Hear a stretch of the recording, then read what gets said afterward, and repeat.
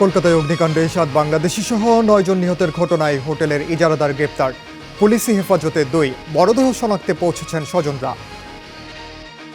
যিনি মারা গেছে উনি আমার আত্মীয়, আমার মামা হয়। আমি এখন বডি দেখতে পারিনি, আমি বডি দেখার জন্য এখানে আসছি। হরমুজ প্রণালীকে মার্কিন ভূখণ্ড দাবির পর ক্যালিফোর্নিয়াকে নিজেদের বলে দাবি ইরানের। গাজায় থানায় ইসরায়েলি বিমান হামলায় নিহত ৯।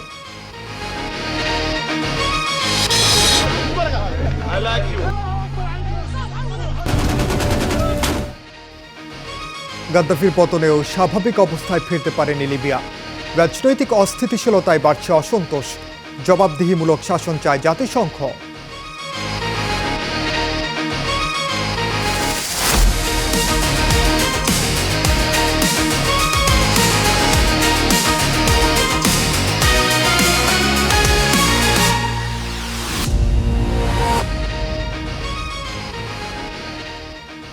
স্বাগত স্টার ওয়ার্ল্ডের সঙ্গে আছি আমি ওমর রিনাদ। পশ্চিমবঙ্গের কলকাতায় নিউ মার্কেট এলাকার হোটেল শিখাইনে ভয়াবহ অগ্নিকাণ্ডে হোটেলের ইজারাদারকে গ্রেপ্তার করা হয়েছে। এছাড়াও আরও ২ জন কর্মীকে আটক করে চলছে জিজ্ঞাসাবাদ। বুধবার রাতে ইজারাদার আবু জাফরকে জিজ্ঞাসাবাদের জন্য নিয়ে যায় তদন্তকারী দল। পরে তাকে গ্রেফতার দেখানো হয়। আগুনের ঘটনায় নড়ে চড়ে বসেছে প্রশাসন। ১ মাসের মধ্যে সব হোটেলের ফায়ার অডিট করার নির্দেশ দেওয়া হয়েছে।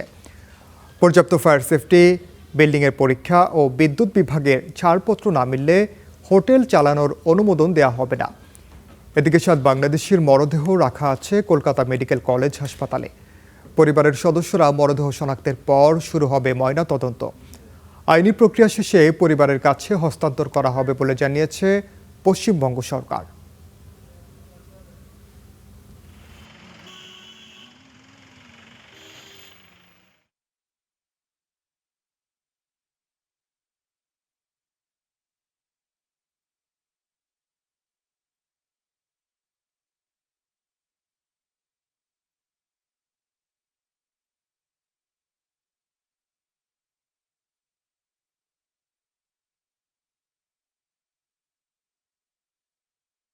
যিনি মারা গেছে উনি আমার আত্মীয়, আমার মামা হয়।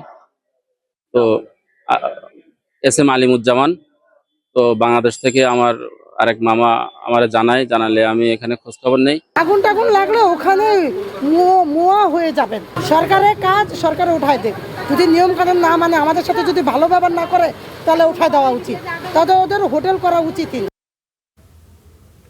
এ বিষয়ে সবশেষ খবর জানাতে পশ্চিমবঙ্গের কলকাতা থেকে যুক্ত হচ্ছেন সহকর্মী সুজিত দুয়ারি। যাব তার কাছে।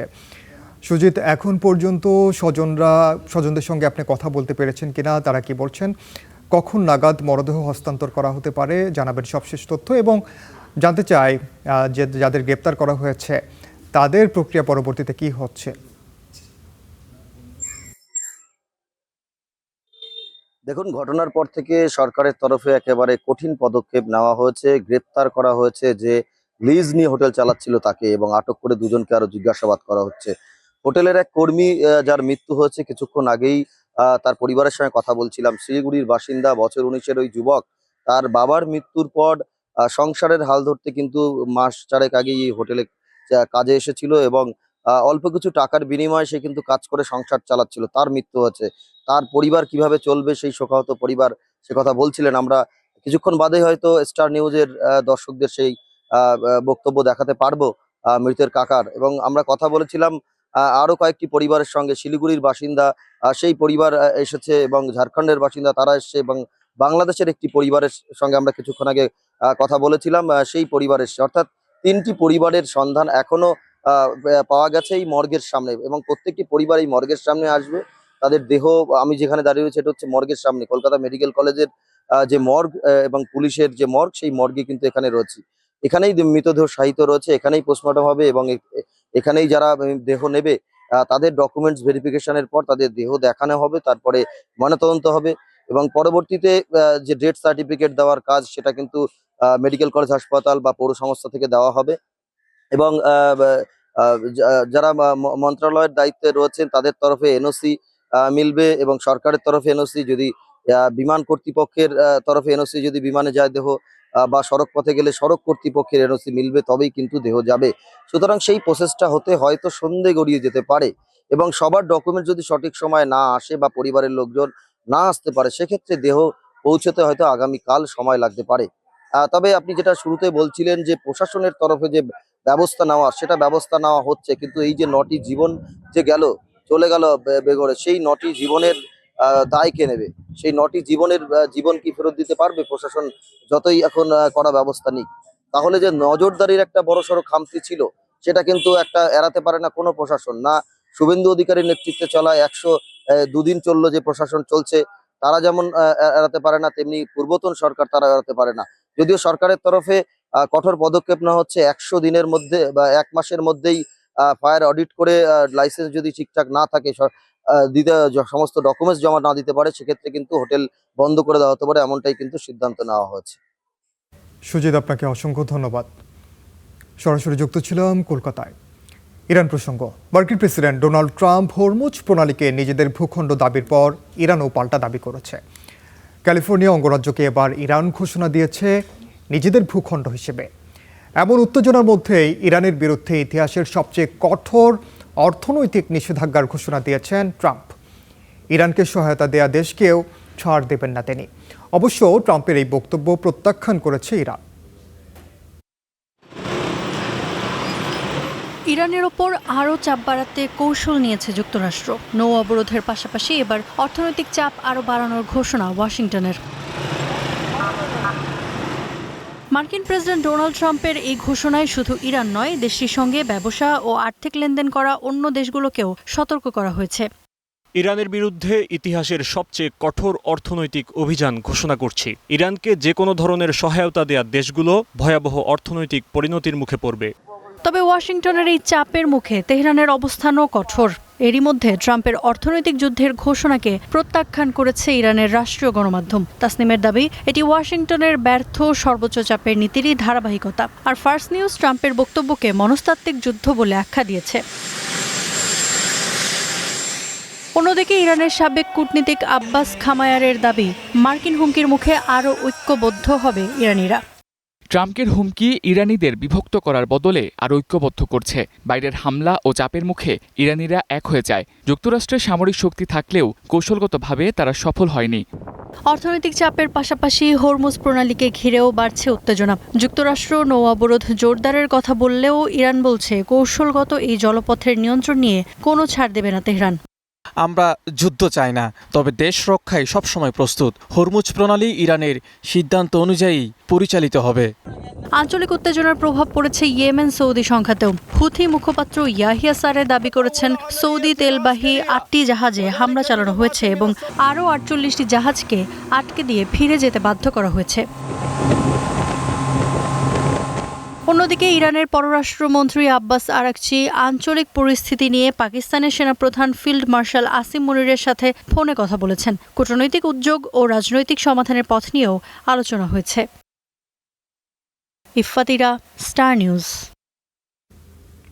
গাজায় একটি পুলিশ স্টেশনে ইসরায়েলি বিমান হামলায় অন্তত 9 জন নিহত হয়েছেন। আহত হয়েছেন অন্তত 15 জন। স্থানীয় চিকিৎসক ও পুলিশের দাবি, নিহতদের মধ্যে কয়েকজন উচ্চপদস্থ পুলিশ কর্মকর্তাও রয়েছেন। হামলার বিষয়ে কোনো মন্তব্য করেনি আইডিএফ। এ ঘটনাকে নতুন যুদ্ধাপরাধ বলে নিন্দা জানিয়েছে ফিলিস্তিনের স্বাধীনতাকামী সংগঠন হামাস।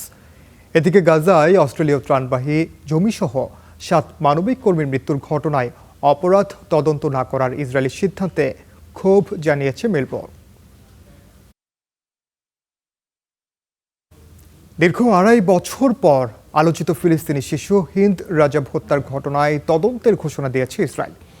পাশাপাশি 5 বছর বয়সী হিন্দ ও তার পরিবারকে বহনকারী গাড়িতে গুলি চালানোর কথাও স্বীকার করেছে ইসরায়েলি সেনাবাহিনী। এছাড়াও 2025 সালের মার্চে 15 জরুরি সেবাদানকারী নিহতের ঘটনায়ও ফৌজদারি তদন্ত হবে বলে জানানো হয়েছে। তবে ইসরায়েলি বিচার ব্যবস্থার উপর কোনো আস্থা নেই বলে জানিয়েছেন নিহতদের স্বজনরা। আন্তর্জাতিক বিচার ব্যবস্থার হস্তক্ষেপ চান তারা। ফিলিস্তিনি শিশু হিন্দ রাজাবের ছবি হাতে তার দাদি এখনো বিশ্বাস করতে পারেন না তার নাতনি আর নেই। ইসরায়েলি বর্বর হামলায় ধুকে ধুকে মরতে হয়েছে নিষ্পাপ এই শিশুকে।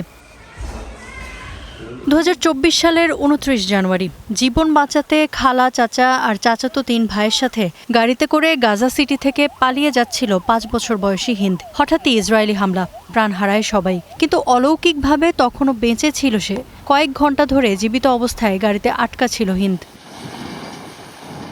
সে সময় হতাহতদের উদ্ধারে যাওয়া রেড ক্রিসেন্টের অ্যাম্বুলেন্সেও ছোড়া হয় গোলা। পরে 12 দিন পর উদ্ধার করা হয় হিন্দ, তার পরিবারের সদস্য ও 2 অ্যাম্বুলেন্স কর্মীর মরদেহ। নির্মম এই হত্যাকাণ্ডের কথা এতদিন অস্বীকার করেছে ইসরায়েল। ভাষ্য ছিল ওই এলাকায় কোনো ইসরায়েলি সেনার উপস্থিতিই ছিল না। তবে বুধবার হঠাৎ তারা স্বীকার করে হিন্দ ও তার পরিবারের গাড়িতে ইসরায়েলি সেনারাই গুলি চালিয়েছে। জানায় গাড়িটি সেনাদের দিকে এগুচ্ছিল বলে তাতে গুলি চালানো হয়। পাশাপাশি ঘোষণা দিয়েছে ফৌজদারি তদন্তেরও। তবে ইসরায়েলি বিচার ব্যবস্থার ওপর কোনো আস্থা নেই হিন্দের পরিবারের। হিন্দ ছিল নিরপরাধ একটি শিশু। সবাই দেখেছে সে কিভাবে উদ্ধারের জন্য আকুতি জানিয়েছিল, কিন্তু কেউ হিন্দকে বাঁচাতে আসেনি। আমরা ইসরায়েলের বিচার ব্যবস্থার উপর আস্থা রাখি না। আমরা পুরো বিশ্বের বিচার ব্যবস্থার কাছে ন্যায় বিচার চাই। শুধু হিন্দ নয়, 2025 সালের মার্চে রাফায় নিহত 15 জন জরুরি ও ত্রাণ কর্মীর মৃত্যুর ঘটনায়ও ফৌজদারি তদন্তের কথা জানিয়েছে ইসরায়েলি বাহিনী। নিহতদের মধ্যে ছিলেন ফিলিস্তিনি রেড ক্রিসেন্ট, সিভিল ডিফেন্স ও জাতিসংঘের কর্মী। তাদের মরদেহ উদ্ধার করা হয়েছিল বালুর নিচ থেকে। পাশে পড়েছিল ক্ষতিগ্রস্ত জরুরি সেবার গাড়ি। কিন্তু তদন্তের ঘোষণা দিলেও ইসরায়েল যে সুবিচার করবে এটি বিশ্বাস করেন না স্বজনরা। 1.5 বছর পর তারা তদন্তের ঘোষণা দিয়েছে। অনেক বেশি গড়িমসি ছিল। ঘটনার দিনই তো তদন্ত শুরুর কথা। এতদিন পরে এসে তারা সুবিচার করবে, এটা আমি অন্তত বিশ্বাস করি না। আর আন্তর্জাতিক মানবাধিকার সংগঠনগুলোই বা এতদিন কি করেছে? কোথায় ছিল রেড ক্রস? ইসরায়েলি সেনাবাহিনী বলছে 5টি ঘটনার কারণ তদন্ত এবং মূল্যায়নের পর হিন্দ রাজাব ও 15 জরুরি সেবাদানকারী নিহতের ঘটনায় ফৌজদারি তদন্তের সিদ্ধান্ত নেওয়া হয়েছে।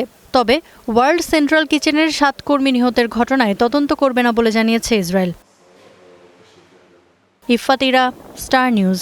পাকিস্তান তেহরিকে ইনসাফ পিটিআই প্রধান ইমরান খানকে শিফা ইন্টারন্যাশনাল হাসপাতালে স্থানান্তরের সুপ্রিম কোর্টের আদেশের বিরুদ্ধে রিভিউ আবেদন করেছে পাকিস্তান সরকার। বুধবার ইসলামাবাদের প্রধান নির্বাচন কমিশনারের কাছে মূলত এই রিভিউ আবেদন করা হয়। তবে আদেশের বিরুদ্ধে পাকিস্তান সরকারের আবেদনের বিরোধিতা করেছে পিটিআই। আবেদনে সরকার বলেছে গত 18 আগস্ট ইমরান খানকে বেসরকারি হাসপাতালে পাঠানোর নির্দেশ দিয়ে সুপ্রিম কোর্ট তার এখতিয়ার অতিক্রম করেছে। একই সঙ্গে কারাবন্দীকে হাসপাতালে স্থানান্তরের ক্ষেত্রে পাকিস্তান প্রিজন রুলসের নির্ধারিত প্রক্রিয়া অনুসরণ করা হয়নি বলেও দাবি করা হয়। এর আগে মঙ্গলবার সুপ্রিম কোর্ট আদিয়ালা কারা কর্তৃপক্ষকে 2 দিনের মধ্যে ইমরানকে শিফা হাসপাতালে নেওয়ার নির্দেশ দেওয়া হয়েছিল। বর্তমানে 73 বছর বয়সী ইমরান খান 2023 সালের অগস্ট থেকে কারাগারে রয়েছেন। সুপ্রিম কোর্টের সিদ্ধান্তটি ভালো এবং স্বস্তিদায়ক উদ্যোগ। এটি বাস্তবায়ন করা উচিত।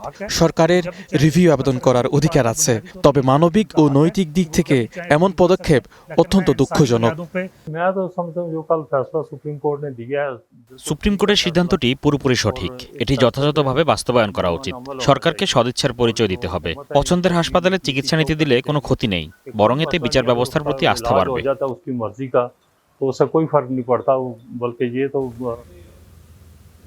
19 বছর পর প্রথমবারের মতো পাকিস্তান সফরে গেছেন সিরিয়ার পররাষ্ট্রমন্ত্রী আসাদ আল শাইবানি। বুধবার ইসলামাবাদে পৌঁছান তিনি। 2 দিনের সফরে তার সঙ্গে রয়েছে উচ্চ পর্যায়ের একটি প্রতিনিধি দল। পাকিস্তানের পররাষ্ট্র মন্ত্রণালয় জানিয়েছে উপপ্রধানমন্ত্রী ও পররাষ্ট্রমন্ত্রী ইসাকদারের আমন্ত্রণে এ সফর করছেন শাইবানি। সফরে পাকিস্তান ও সিরিয়ার দ্বিপক্ষীয় সম্পর্কের পুরো পরিসর নিয়ে বিস্তারিত আলোচনা হবে। পাশাপাশি দুদেশের সহযোগিতা আরও বাড়ানোর উপায় এবং আঞ্চলিক এবং আন্তর্জাতিক বিভিন্ন ইস্যুতে মতবিনিময় করবেন দুদেশের কর্মকর্তারা। পাকিস্তানের পররাষ্ট্র মন্ত্রণালয়ের ভাষায় এ সফর দুদেশের সম্পর্ক আরও জোরদার এবং সহযোগিতা এগিয়ে নেয়ার ক্ষেত্রে গুরুত্বপূর্ণ পদক্ষেপ।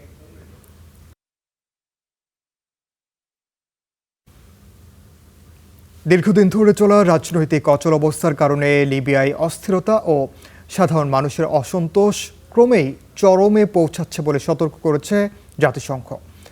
মঙ্গলবার নিরাপত্তা পরিষদের এক বৈঠকে জাতিসংঘ কর্মকর্তারা জানান, প্রাতিষ্ঠানিক বিভাজন ও দুর্বল শাসনের কারণে বহুমুখী সংকটে লিবিয়া।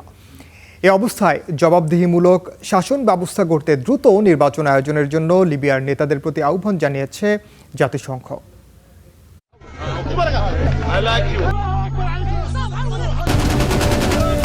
আরব বসন্তের উত্তাল আন্দোলনের জের ধরে সাবেক লৌহ মানব গাদ্দাফির মৃত্যুর পর প্রায় ১.৫ যুগে ঘুরে দাঁড়াতে পারেনি লিবিয়া।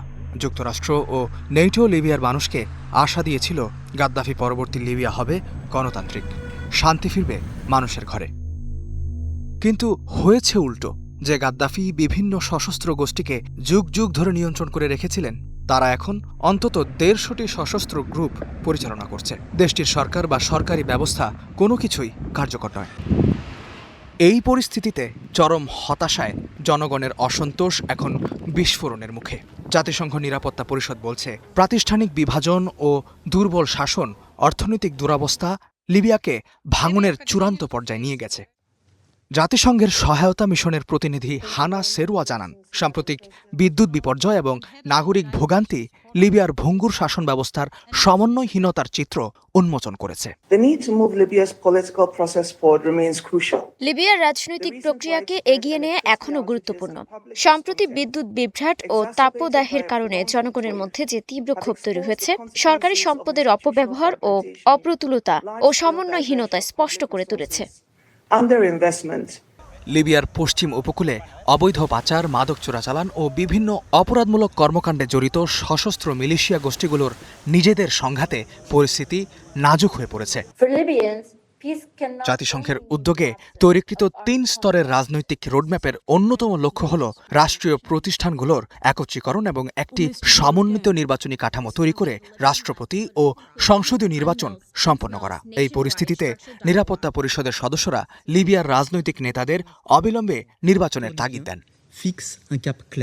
পরিকল্পনা অনুযায়ী নির্ধারিত লক্ষ্যগুলো অর্জন করতে আমরা লিবিয়ায় জাতিসংঘ মিশনের প্রোগ্রামটিকে সমর্থন জানানো অব্যাহত রাখব। এগুলো লিবিয়ার জনগণের দাবি। আমরা লিবিয়ায় রাজনৈতিক ব্যক্তিদের আহ্বান জানাই যেন তারা তাদের মতভেদ দূর করার জন্য গঠনমূলকভাবে এবং দায়িত্বশীলতার সাথে এই প্রক্রিয়ায় অংশ নেন।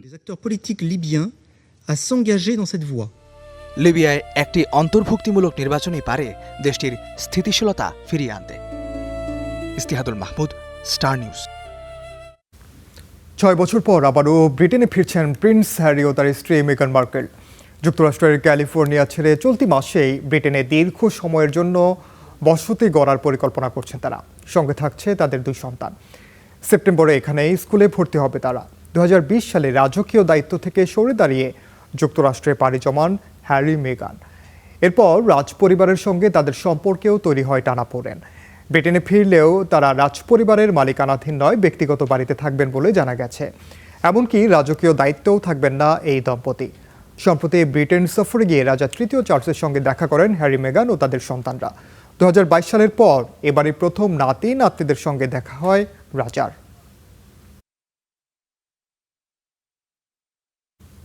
ব্রাজিলের দক্ষিণাঞ্চলীয় পারানা রাজ্যে বাস ও ট্রাকের মুখোমুখি সংঘর্ষে অন্তত 23 জন নিহত হয়েছেন।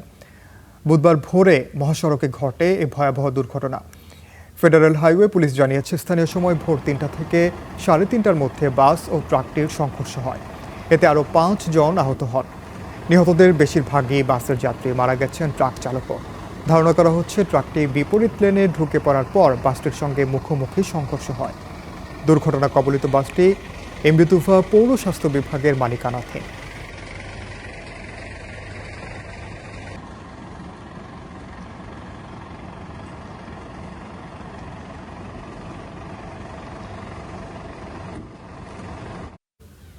এল নিনোর প্রভাবে নজিরবিহীন বৃষ্টিতে চিলির উত্তরাঞ্চলে ভয়াবহ পরিস্থিতি তৈরি হয়েছে।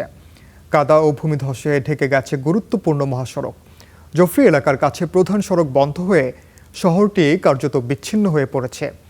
তোকোপিয়ায় প্রায় 60% বাড়িঘর ক্ষতিগ্রস্ত হয়েছে। নিরাপদ আশ্রয়ে নেওয়া হয়েছে 724 জনকে। এখন পর্যন্ত কোনো হতাহতের খবর পাওয়া যায়নি। এদিকে বৃষ্টির পানিতে তলিয়ে গেছে বিভিন্ন সড়ক। সাময়িক স্থগিত রয়েছে শিক্ষা কার্যক্রম। চিলির প্রেসিডেন্ট ক্ষতিগ্রস্ত এলাকা পরিদর্শন করে বৃষ্টির পানি ব্যবস্থাপনা ও আবাসন নির্মাণে দীর্ঘমেয়াদী পরিকল্পনার কথা জানিয়েছেন।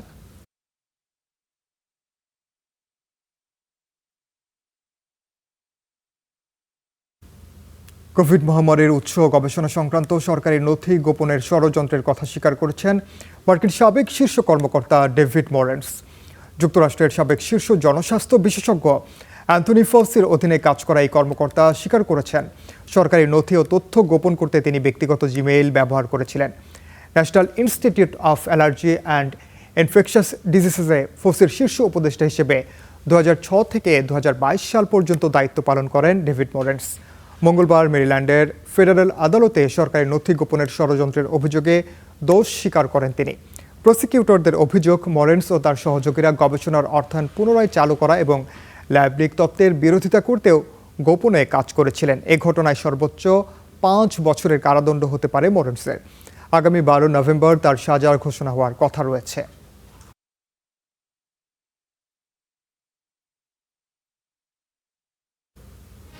এ ছিল আজকের স্টার ওয়ার্ল্ডে। এতক্ষণ সাথে থাকার জন্য ধন্যবাদ।